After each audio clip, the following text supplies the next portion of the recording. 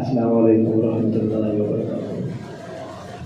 میں اپنے معزز مہمانوں کا بہت شکریہ ادا کرتا ہوں کہ اتنی سخت گرمی میں لاہور سے تشریف لائے، اور باقی دوسرے احباب جو مدارس سے مساجد سے تشریف لائے، اللہ تعالیٰ سب کا قبول فرمائے۔ بہت بہت شکریہ ادا کرتا ہوں۔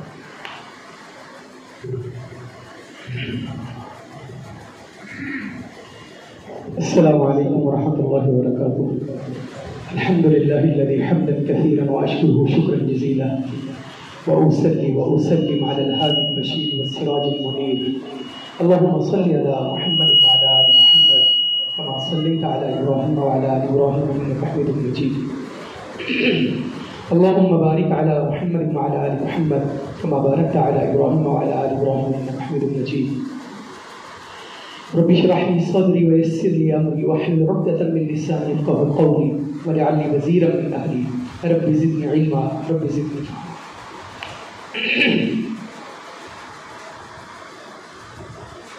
اعوذ بالله من الشيطان الرجيم ولقد يسرنا القرآن للذكر فهل من مدكر قال النبي صلى الله عليه وسلم بدا الاسلام غريبا وسيعود كما بدا غريبا فطوبى للغرباء او كما قال صلی اللہ علیہ وسلم۔ حمد و ثناء اور تعریف و توصیف اللہ ذوالجلال والاکرام کی ذات کے واسطے خاص ہے، جس نے ہم سب کو عدم سے وجود بخشا۔ اللہ تعالیٰ کے آخری نبی، نبیوں کے امام، سرتاج الرسل، ختم الرسل سیدنا محمد رسول اللہ صلی اللہ علیہ وآلہ وسلم کی ذات اقدس و اطہر پر لا تعداد بے شمار درود و سلام کہ رب العالمین نے آپ کو جہانوں کے لیے رحمت بنا کر مقبول فرمایا۔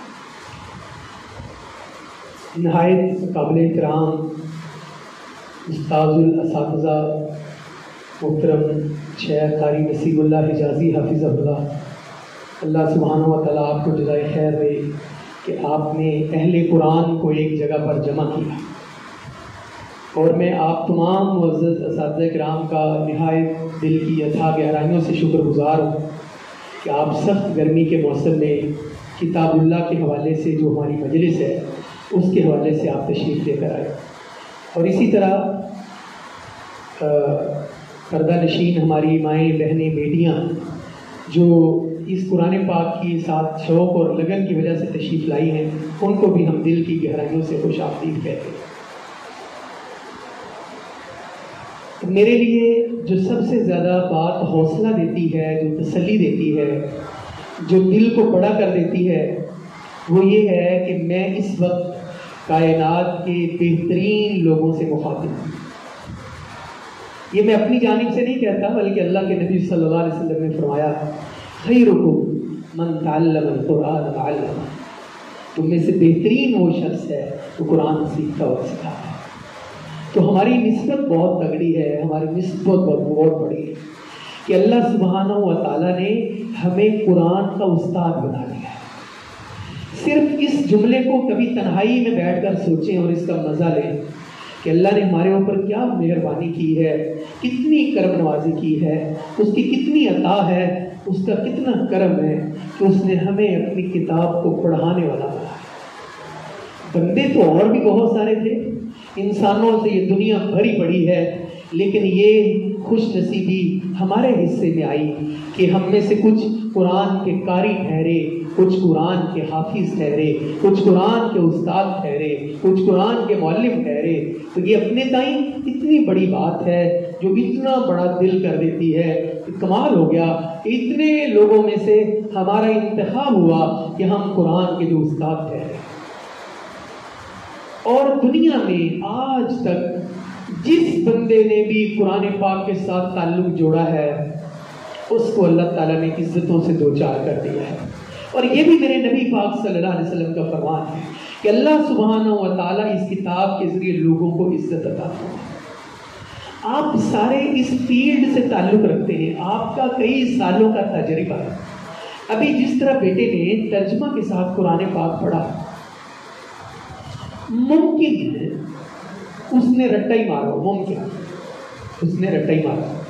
ممکن ہے اس وقت اس کو صحیح طرح اس کی سمجھ نہ ہو، لیکن اس نے ترجمہ یاد تو کیا ہے۔ ایک ٹائم ایسا آئے گا کہ یہ قرآن اس کے دل میں گھر کر جائے گا، اس کو اس کے مفاہیم اور اس کے معانی کی سمجھ آئے گی، اور پھر اس کے سینے کے اوپر جب قرآن اترے گا تو اس کو معاشرے کے اندر وہ اختلاف پیدا کرے گا۔ میرا تعلق بنیادی طور پر آپ کے ہی شعبے سے ہے، لیکن تھوڑا سا ڈفرینٹ یہ ہوا کہ ہم نے لاہور میں آج سے کوئی 16-17 سال پہلے ایک ادارہ بنایا۔ اس ادارہ کا نام ہم نے رکھا بیت القرآن۔ وہ بھی بڑا دلچسپی کا واقعہ ہے کہ ہمارے استاد محترم پروفیسر عبدالرحمان طاہر صاحب، ہمارے پاس تو آج LCD لگی ہوئی ہے نا، اس وقت بلیک بورڈ پر چاک کی مدد سے وہ پڑھایا کرتے۔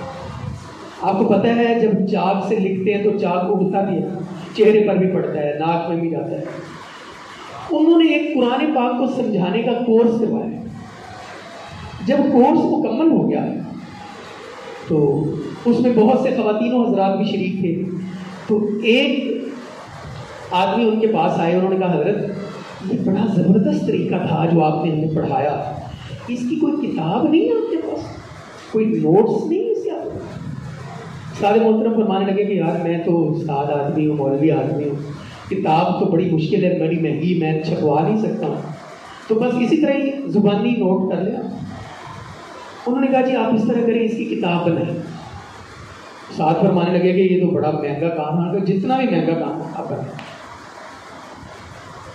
تو یہ 2001 کی بات ہے۔ انہوں نے ہمارے ایک اور سینئر ساتھی ہیں مولانا اکرم محمدی صاحب، ان کو تلاش کیا، وہ کمپیوٹر جانتے تھے، تو انہوں نے وہ جو مسودہ تھا ہاتھ کا لکھا ہوا، اس کو رنگوں سے تیار کرنا شروع کر دیا۔ اس میں بڑا ایک لطیفہ ہوا کہ مشرف کا زمانہ تھا، تو وہ ایک جماعت الدعوہ کی مسجد میں امام اور خطیب ہیں، تو چھاپا پڑا تو وہ پکڑے گئے، وہ جو استاد جی کے مسودے پر کام کر رہے تھے، وہ قصور جیل میں چلے گئے۔ اب وہ اکرم صاحب بتاتے ہیں کہ اتنے چکر میرے گھر والوں نے میرے پیچھے نہیں لگائے جتنے استاد جی عبدالرحمان صاحب نے لگائے۔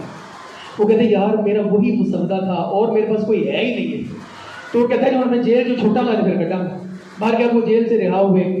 تو آج سے 2001 میں ہماری ایک کتاب معلم القرآن کے نام سے، مفتاح القرآن کے نام سے وہ پرنٹ ہو گیا۔ پھر الحمدللہ ہم نے مصباح القرآن کا ترجمہ کیا، ترجمہ ہوتا گیا، اس میں بھی بڑی لے دے ہوئی باہر گیا۔ تو آج میں نے آپ سے 2 حوالوں سے گفتگو کر لی ہے۔ میں نے بروشر آپ کو پکڑا دیا ہے، اس کی ایک سائڈ پر مصباح القرآن ہے اور مصباح القرآن کا تعارف، اور اس کی ایک سائڈ پر جو ہم نے بچوں کے لیے قرآنی قاعدے کا کام کیا ہے وہ ہے، اور تیسری اور اہم چیز جس کا میں نے آپ کو ہلکا سا ٹچ دینا ہے وہ ایک یہ کتاب ہے، یہ درس کلام اللہ ہے۔ یہ میرے ایک استاد ہیں لاہور کے اندر ایک یونیورسٹی ہے، university of management and technology UMT، اس کے استاد ہیں۔ انہوں نے قرآن پاک کا ترجمہ کیا ہے نقطوں کے بغیر، یعنی اردو ترجمہ ہمیں کوئی 1-2 لائنیں نقطوں کے بغیر بولنی ہو تو بڑا مشکل ہو جائے گا۔ انہوں نے پورے قرآن پاک کا ترجمہ بغیر نقطوں کے کر دیا، اور یہ بھی قرآن پاک کا اعجاز ہے۔ قرآن پاک کا بذات خود ایک اعجاز ہے کہ بغیر نقطوں کے پورے قرآن پاک کا ترجمہ کرتا ہے۔ اور میرے لیے اس کی سعادت والی بات یہ ہے کہ اس ترجمے کو میں نے کمپوز کیا ہے، سارے ترجمے کو میں نے اپنے ہاتھوں سے لکھا ہے الحمدللہ۔ تو بھر کا اصل کام تو یہ استادوں کا ہی ہے، تو شاگردوں کی دعائیں بلے بلے ہوتی ہے، اصل مار کا تو استاد ہی سر کرتے ہیں۔ تو یہ اصل یہ ویسے میں نے بتانا تھا آپ کو، تو یہ آپ کیونکہ سارے اہل قرآن ہیں، آپ کے پاس قرآن پاک کے حوالے سے تمام معلومات ہونی چاہیے، اس لیے میں نے اس کا کام کیا۔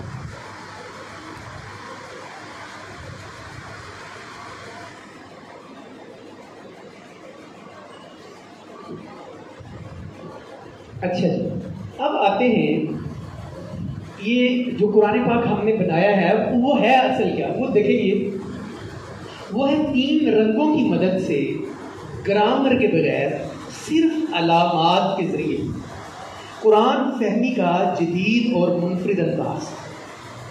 میں نے نمونوں کے 2-3 سبق آپ کے سامنے رکھنے، اور میری یہ خواہش ہے کہ جو آپ اساتذہ کرام ہیں، آپ کے سینے میں اللہ سبحانہ و تعالیٰ کی کتاب ہے، آپ کو، مجھے یقین ہے کہ آپ کو ترجمہ آتا ہوگا، لیکن آپ جہاں حفظ کرواتے ہیں اپنے بچوں کو، ماشاء اللہ قاری صاحب کے ادارے، تو استاد صاحب کو ترجمے سے حفظ کروانا چاہیے۔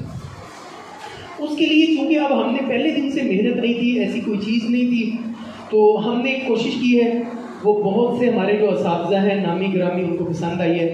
استاد جی قاری ادریس حاسم صاحب نے اس کی بڑی تحسین کی، استاد جی مولانا قاری عبدالقیوم صاحب نے، شیخ نسیم اللہ حجازی صاحب نے، اور اسی طرح آپ کے ادارے پیپلز کالونی میں ایک ادارہ الفرقان ہے، وہاں پر ہمارا یہ سلیبس لگ چکا ہے۔ ساہیوال جامعہ رحیمیہ میں، فیصل ٹاؤن میں، فیصل اسلامک سینٹر جوہر ٹاؤن میں، یو کے سینٹر لاہور میں، اور بہت سے اداروں میں یہ ہمارا قاعدہ لگ چکا ہے۔ لیکن اب مسئلہ یہ ہے کہ دنیا میں سب سے زیادہ پڑھی جانے والی کتاب کون سی ہے؟ بولے تھوڑا سا، قرآن پاک۔ اور مجھے سچ سچ بتائیے گا کہ دنیا میں سب سے زیادہ بغیر سمجھ کے پڑھی جانے والی کتاب کون سی ہے؟ کہنا زیادتی ہوتا ہے۔ یہی وہ تکلیف ہے، یہی وہ درد ہے، یہی وہ کرب ہے، یہی وہ علم ہے، یہی وہ رنج ہے جو اہل قرآن کا سینہ چھلنی کرتا رہتا ہے۔ یار ہم قرآن پاک کے ساتھ، ایک تو رونا یہ تھا نا کہ ہم قرآن پاک کو تجوید کے ساتھ نہیں پڑھتے، تلفظ کے ساتھ نہیں پڑھتے، اس کی پوری ادائیگی نہیں کرتے، اوپر سے سمجھ کر نہیں پڑھتے۔ یہ 2 علمی ہمارے ساتھ کام کر رہے تھے۔ اب مسئلہ یہ تھا کہ میں نے لاسٹ ٹائم آیا تو استاد جی کو میں نے ایک واقعہ سنایا۔ میں بنیادی طور پر اسکول ٹیچر ہوں۔ ایک دن میں اپنی کلاس میں گیا، بارش ہو رہی تھی، تو میرے پاس چھتری تھی۔ آپ جانتے ہیں چھتری کو انگریزی میں کیا کہتے ہیں؟ امبریلا کہتے ہیں۔ میں نے جان بوجھ کر ایک بچے کو کہا، بیٹے یہ امبریلا تو مجھے پکڑانا۔ وہ بچے ہنسنے لگے، کہتے سر یہ امبریلا نہیں ہوتا۔ میں نے کہا یار اس کا پہلا لفظ تو یو ہی ہے، تو یو سے امبریلا ہی بنتا ہے۔ وہ کہتا نہیں سر یہ امبریلا ہوتا ہے۔ میں نے کہا یار تمہارا کنالج ٹھیک نہیں ہے۔ وہ کہتا سر کنالج نہیں ہوتا۔ میں نے کہا یار اس کا پہلا لیٹر تو کے ہی ہے، کے سے کنالج ہی بنتا ہے۔ کہتا نہیں سر یہ نالج ہوتا ہے، جو کے ہے نا وہ سائلنٹ ہوتا ہے، جو کے ہے وہ سائلنٹ ہوتا ہے۔ میں نے کہا یار تمہیں یہ کس نے بتا دیا؟ میں نے اس کو نا عذرائے مزاح کہا، میں نے کہا یار اس طرح کرو کہ تم مجھے سورۃ الفاتحہ کی پہلی آیت سناؤ۔ وہ کہتا مجھے آتی ہے۔ میں نے کہا سناؤ۔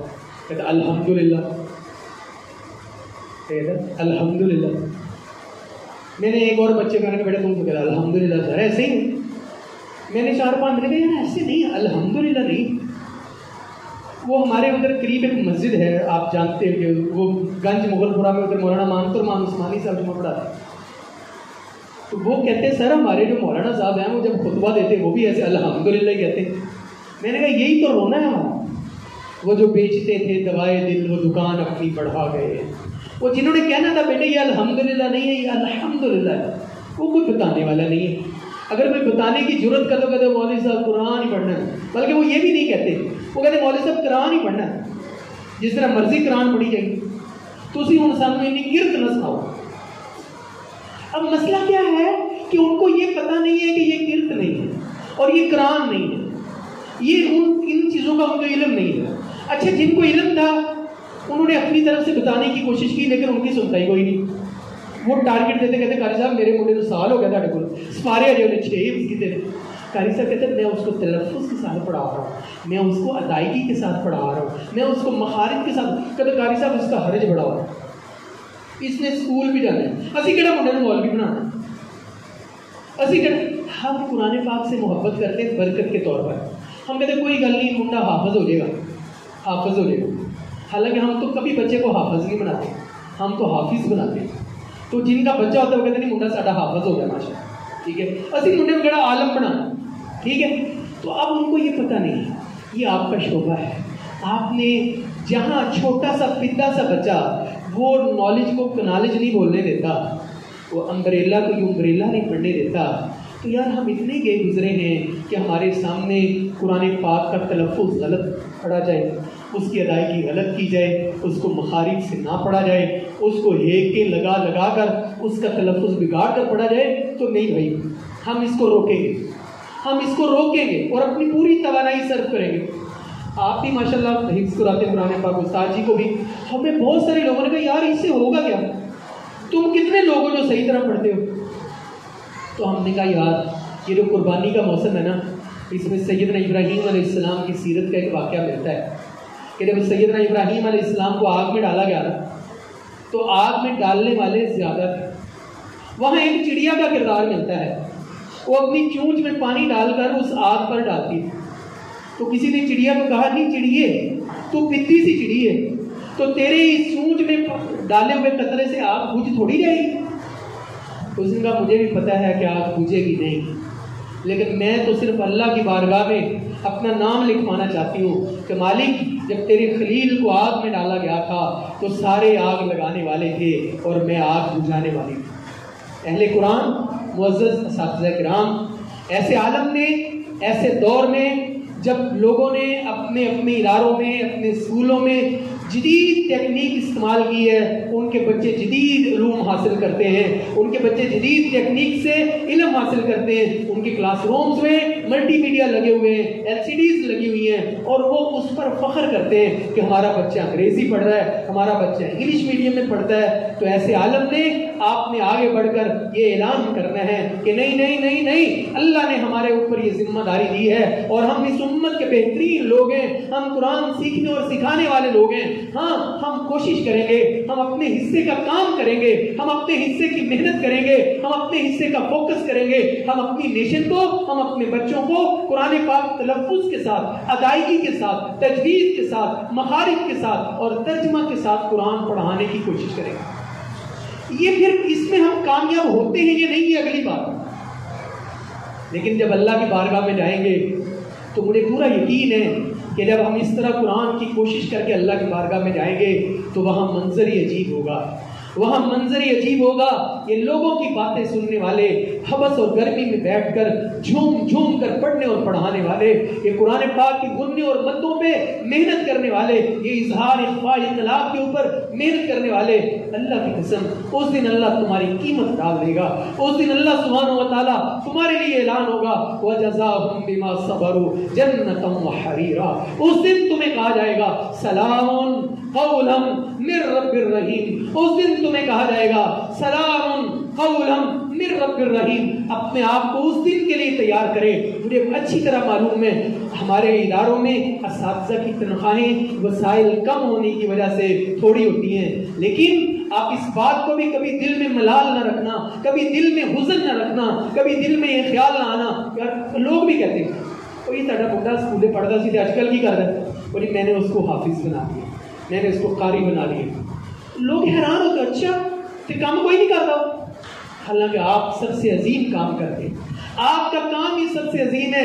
دنیا والے آپ کے کام کو کہتے ہیں کہ آپ کا کام حقیر ہے, لیکن اس کا اجر قیامت والے دن اللہ سبحانہ و تعالیٰ نے جب آپ کو اور آپ کے شاگردوں کو اور ان کے والدین کو جب وہ خلعت کی وقار کی خلعت پہنانی ہے, جب وہ عزت کے تاج پہنانے ہیں, اس دن انشاءاللہ الرحمن جس دن آپ کا نام لیا جائے گا, میرا قاری عبد الرحمن آ جائے, میرا قاری عبداللہ آ جائے, میرا قاری طلحہ آ جائے, تو اس دن آپ کو کہا جائے گا اقرا ورتقی, اقرا ورتقی. آپ امیجن کریں کہ اس دن کیا مجلس ہوگی, کیا رونق ہوگی, کیا ماحول ہوگا. اللہ انبیاء, رسل, صدیقین, شہداء جمع ہوں گے, اور حافظ صاحب, قاری صاحب آپ کا نام لیا جائے گا اور آپ کو کہا جائے گا پڑھتے جائیے اور چڑھتے رہیے.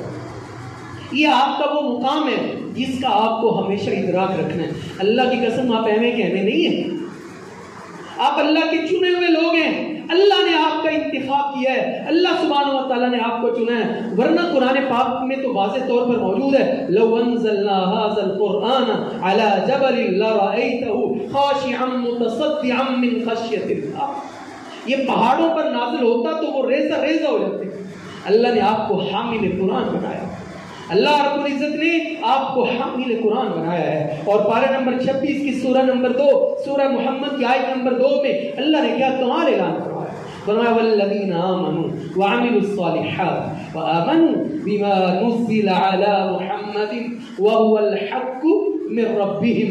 اللہ نے فرمایا وہ لوگ جو ایمان لائے, انہوں نے نیک عمل کی, وہ قرآن پاک پر ایمان لائے اور انہوں نے کہا یہ قرآن اللہ کی طرف سے حق ہے. اور اللہ نے پتہ کیا کیا؟ کبھی اس پر غور کیجئے گا. یقیناً آپ جیسے کم لوگ ہوں گے, ذرا کبھی اپنی حیثیت کا اندازہ لگائیں, اپنی صفائی ستھرائی کا اندازہ لگائیں, اپنے لباس کا اندازہ لگائیں. اللہ کی قسم میرے کتنے جاننے والے لوگ دوست قاری اور حافظ ہیں, ان کے رشتہ داروں سے ملاقات کرتے تھے, یار کپڑے میڑے نہیں ہو رہے بیکاری صاحب, کپڑے میں بٹ نہیں پہن لے. ان کہتے تمہیں کیا پتہ یہ اللہ کے بندے ہیں یار, یہ اللہ نے ان کو ذوق بخشا ہے. لوگ تمہاری باتیں کرتے ہیں, لوگ تمہاری مثالیں دیتے ہیں, تمہاری صفائی ستھرائی کی, تمہاری نظافت کی. تو فرمایا جب بندہ قرآن پاک کے اوپر اس طرح ایمان لاتا ہے جس طرح قرآن پاک پر ایمان لانے کا حق ہے, تو اللہ بھلا کیا کرتا ہے؟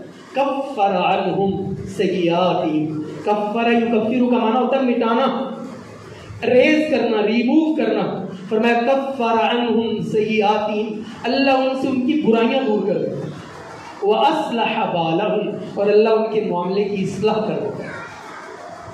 اللہ ان کے معاملے کی اصلاح کر دیتا ہے. کبھی تمہارے کام میں رکاوٹ نہیں ہو سکتی, ہوگی بھی نہیں انشاءاللہ. کبھی تمہارے کام میں رکاوٹ نہیں ہو سکتی, اللہ سبحانہ و تعالیٰ تمہارے لیے آسانیاں پیدا کرے گا. لیکن اس کے لیے ایک شرط ہے کہ مجھے میرے مقام کا اندازہ ہو جائے, مجھے میری حیثیت کا اندازہ ہو جائے. اور آپ اپنی حیثیت کا اندازہ کریں, آپ عباد الرحمن ہیں, آپ عباد اللہ ہیں, آپ اللہ کے بندے ہیں اور اللہ کے منتخب بندے ہیں. تو جس دن مجھے میری حیثیت کا اندازہ ہو گیا پھر تو کمال ہی ہو جائے گا, پھر تو کمال ہو جائے گا. جس دن مجھے میری حیثیت کا اندازہ ہو گیا پھر مدرسے کے منتظمین کی باتیں, پھر مدرسے کے محتمم کی باتیں, پھر معاشرے کے لوگوں کے رویے میرے اوپر 1% اثر نہیں کریں گے. پھر میں نے تو قرآن پڑھا ہوگا نا. اور میرے عزیزو, ہم دنیا میں دیکھتے ہیں لوگ مختلف رنگوں میں رنگے ہوئے ہیں. کئی لوگ سبز پگڑی پہنتے ہیں, کئی وائٹ پگڑی پہنتے ہیں, کوئی فرید الدین کے رنگ میں رنگے ہوئے ہیں. اہل قرآن آپ کو تو چاہیے کہ آپ اللہ کے رنگ میں رنگ جائیں. جو آپ قرآن پڑھتے ہیں صبغۃ اللہ ومن احسن من اللہ صبغہ, اللہ کے رنگ میں اپنے آپ کو رنگیں. جس دن آپ کے اوپر اللہ کا رنگ چڑھ گیا تو پتہ ہے اللہ نے قرآن پاک میں والذین آمنوا اشد حبا للہ, پھر اللہ سے آپ کی محبت شدید ہو جائے گی. پھر لوگوں کی باتیں, لوگوں کے تانے, لوگوں کے میڑے, لوگوں کی باتوں آپ ان کو اپنے پاؤں کی ٹھوکر سے ٹکرا دیں گے. اور پھر جب کبھی آپ کی کوئی دل آزاری کرے گا آپ قرآن پڑھیں گے اور لوگوں کو دانتوں میں انگلیاں لینے پر مجبور کر دیں گے. آپ کہیں گے کوئی بات نہیں. بندے کہیں گے یار قاری صاحب ہم نے تمہیں اتنی بار کہا, آپ ترس سے مرس نہیں ہوتے ہو, آپ پھر بھی مسکراتے ہو, آپ پھر بھی صبر کرتے ہو.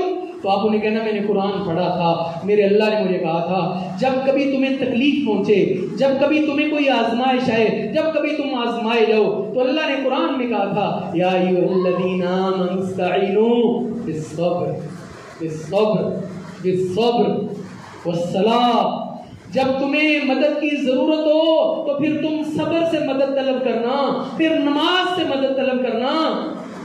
جب بندہ سارے لوگوں کا ستایا ہو اور پھر قرآن بھی اس کو آتا ہوا اور پھر بارگاہ رسالت میں لوگوں کا ستایا ہوا, وہ اللہ کی بارگاہ میں آئے اور زیر لب یہ پڑھے یا ایھا الذین آمنوا استعینوا بالصبر والصلاۃ, اور یہ پڑھے ان اللہ مع الصابرین. اس کو یقین ہو کہ اللہ صبر کرنے والوں کے ساتھ ہے. اور پھر وہ فجر کی بدر جماعت کے آگر پڑھائے, وہ کہے تتجافی جنوبہم عن المضاجع, وہ کہے ان للمتقین مفازا. تو قرآن اس پر بھی اثر کرے اور لوگ حیران ہو نہیں یہ کیسے ہوگا. جب ہم قرآن پاک کو سمجھ کر پڑھیں گے, اور یہ اللہ نے ہم سے تقاضا کیا ہے. اللہ سبحانہ و تعالیٰ نے کہا قرآن پاک میں وَلَقَدْ يَسَّرْنَا الْقُرْآنَ لِلذِّكْرِ فَهَلْ مِن مُدَّكِرٍ. اس میں غور و فکر کرو, یہ آسان ہے, بہت آسان ہے. اس میں تدبر کرو, اس میں تفکر کرو, اس میں عقل و خرد کی شاؤ, اس میں اپنی عقل دوڑاؤ. تو اس کے لیے ہم نے ایک چھوٹی سی محنت کی, ایک حقیر سی کوشش کی, ایک حقیر سی کاوش کی. اور آخری بات کیا کہ میں اپنی بات کو شروع کرتا ہوں. جب بچہ چھوٹا ہوتا ہے نا اس کو لکھنا لکھنا نہیں آتا ہوتا، تو جب اس بچے کا باپ اس کے پاس آتا ہے نا شام کو گھر، تو وہ بچہ اپنے ابا کو کہتا ہے پاپا میں آپ کو لکھ کر دکھاؤں، مجھے لکھنا آ گیا. اس کا ابا کہتا ہے ہاں بیٹا لکھ کر دکھاؤ. وہ قلم پکڑتا ہے، کاغذ پکڑتا ہے اور اس کے اوپر وہ چیٹے ویٹے مار دیتا ہے، ایک ایسے لائن ایک ایسے لائن ایک ایسے، اور اپنے پاپا کو کہتا ہے پاپا میں نے صحیح لکھا. اس کا پاپا کہتا ہے آپ کمال ہے بھائی، میرے پتر کو لکھنے کا اللہ آ گیا، زبردست ہو گیا بھائی، واہ کیا بات ہے. حالانکہ وہ لکھا لکھا تو کچھ نہیں ہوتا، ان لائنوں کا اور لکیروں کا کوئی مطلب نہیں ہوتا. اسی طرح جب بچہ چھوٹا ہوتا ہے اس کو بولنا نہیں آتا تو وہ بولتا ہے ککلیاں بولتا ہے، آؤں آؤں شاؤں بولتا ہے.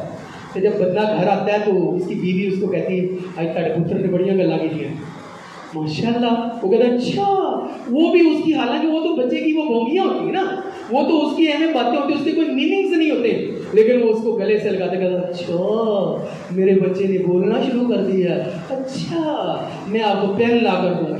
اس کے ترجمے بندہ شروع کر دیتے ہیں. اچھا جھولا لے کر آؤں گا، وہ پکڑ کر کبھی اس کی دادی کے پاس لے جاتا ہے، دادی بھی اس کے پیار میں چلی ہوتی ہے، کہتی اچھا میرے پتر نے اچھا گڈی چاہیے آپ صاحب، میرا پتر بڑا ہو کے قاری صاحب بنے.